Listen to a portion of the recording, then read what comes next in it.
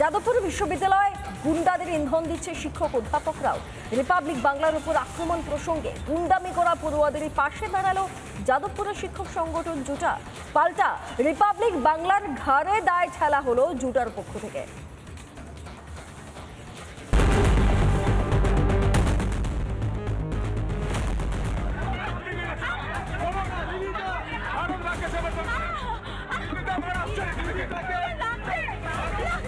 যাদবপুর বিশ্ববিদ্যালয়ের দেওয়ালে দেওয়ালে দেশকে টুকরো করে দেওয়ার আহ্বান।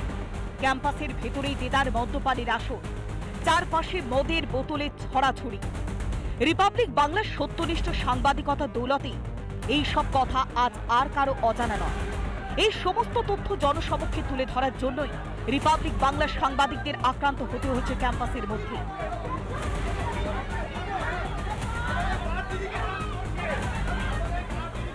অথচ সবাই যেটা দেখছে সেটা দেখতে পাচ্ছে না বিশ্ববিদ্যালয় কর্তৃপক্ষ, দেখতে পাচ্ছে না পড়ুয়াদের শৃঙ্খলা শেখানোর দায়িত্ব যাদের, সেই শিক্ষক শিক্ষিকা এবং তাদের সংগঠন।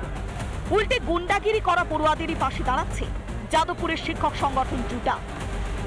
উলট পুরন একদম জুটার যারা শিক্ষক শিক্ষিকা রয়েছেন তারা এই সমস্ত শহুরে নকশালদেরকে সাপোর্ট করছেন, তাদের হয়ে সুর গাইছেন এবং এই সম্মুখে দাঁড়িয়ে তারা এরকমটাই বলছেন যে তারা যেমনটা করেছেন তারা ঠিকই করেছেন। এইরকম একটা মনোভাব রয়েছে জুটার যারা শিক্ষক শিক্ষিকা রয়েছেন তাদের।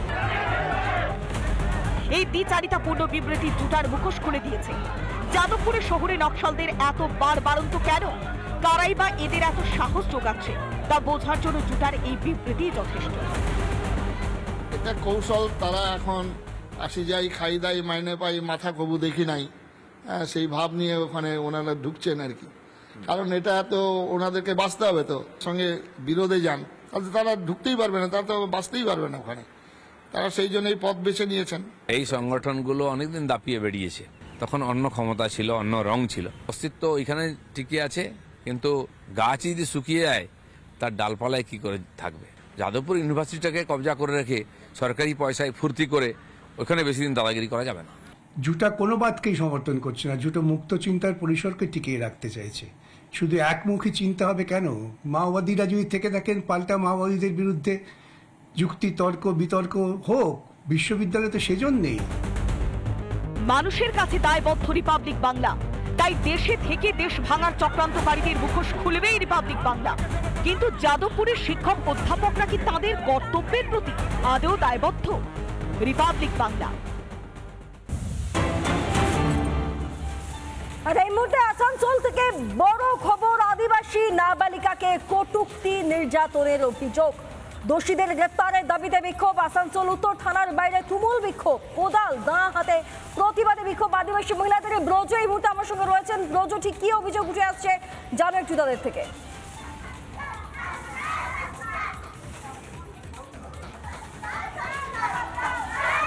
দেখো একেবারে আমি দেখাবার জন্য বলবো, সরাসরি আমি দেখানোর জন্য বলবো। এই মুহূর্তে আমি আসানসোল যে উত্তর থানা, সেই উত্তর থানার সামনে আছি এবং আদিবাসী মহিলা, আদিবাসী সম্প্রদায়ের মানুষ তারা বিক্ষোভ করছেন। কেন না গত দুদিন আগে এই এলাকায় আসানসোল যে উত্তর থানা আছে, উত্তর থানা এলাকায় এক নাবালিকাকে 4 যুবক কটূক্তি করে, অশ্লীল আচরণ করে এবং সেই যে আচরণ করা হয় এবং অভিযোগ করা হয়, সেই অভিযোগের পরে কার্যত যারা পরিবারের লোক এবং আদিবাসী সম্প্রদায়ের মানুষ তারা কিন্তু দোষীদের গ্রেফতারের জন্য তারা মূলত আজকে বিক্ষোভ করছে আসানসোল উত্তর থানায়। যদিও পুলিশের পক্ষ থেকে জানানো হয়েছে যে এই ঘটনায় ইতিমধ্যে পুলিশ ঘটনার তদন্ত শুরু করেছে, 2 জনকে গ্রেফতার করা হয়েছে।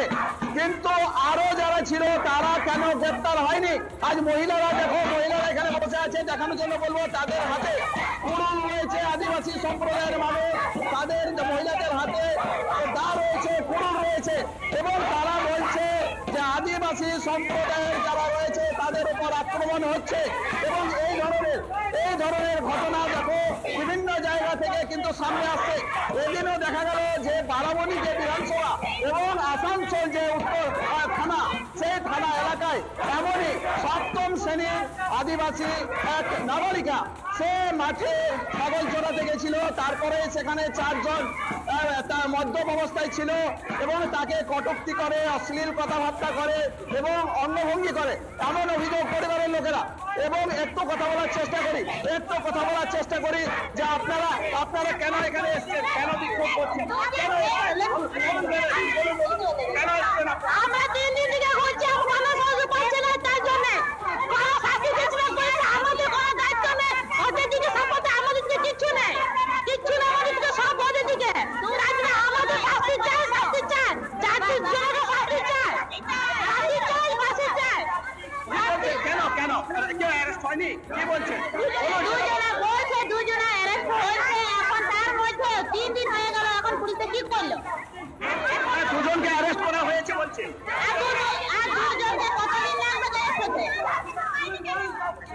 আপনারা অভিযোগ করেছেন? অভিযোগ আপনারা করেছেন? করেছে। তারপরে আপনাদের কি দাবি? তারপরে এরা তো অ্যারেস্ট করেনি, তো 4 জনকে অপরাধীদের অ্যারেস্ট করেনি। ওরা দেখিয়েছে ওইখানে যে আমরা অ্যারেস্ট করেছি, কিন্তু বাস্তবে সেটা নয়। আপনারা দেখতে পারেন আসামে আছে কিনা 4 জন। এই মেয়েটা 12 বছরের। এখন আপনারা রাস্তায় বসে আছেন, কি চাইছেন আপনারা? আমরা চাই বিচার চাই।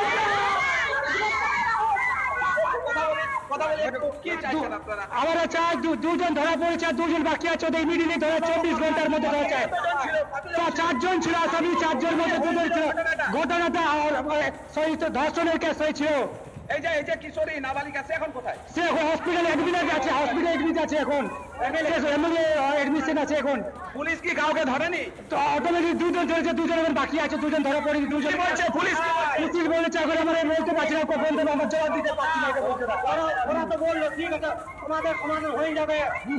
4 জন অপরাধী ছিল, 4 জনকে ধরবো, তো 2 জনকে ধরছে, 2 জন গেল কোথায়? আমাদের সেদিন আমার রোডে যারা এখানে রয়েছে তারা বলছেন যে আরো যারা ছিল তাদেরকে এখনো অনেকে বাকি রয়েছেন, আরো 2 জনকে পুলিশ গ্রেপ্তার কেন করেনি? এবং যেটা যারা বিক্ষোভকারীরা জানাচ্ছে যে পুলিশকে বলা হয়েছে যে তাদের সবাইকে গ্রেপ্তার করতে, তার জন্যই তারা এই দাবিটা জানাচ্ছেন। এবং মহিলারা, আদিবাসী সম্প্রদায়ের মহিলারা, পুরুষ সকলেই কিন্তু এখানে এসেছেন। যদিও পুলিশের পক্ষ থেকে বলা হচ্ছে যে এই ঘটনায় ইতিমধ্যেই তদন্ত শুরু হয়েছে এবং 2 জনকে এই ঘটনায় অ্যারেস্ট করা হয়েছে। বাকি যারা রয়েছে তাদের কিন্তু তাদেরও যে ঘটনার যে তদন্ত, সেই তদন্ত কিন্তু পুলিশ চালিয়ে যাচ্ছে আসানসোল উত্তর থানার।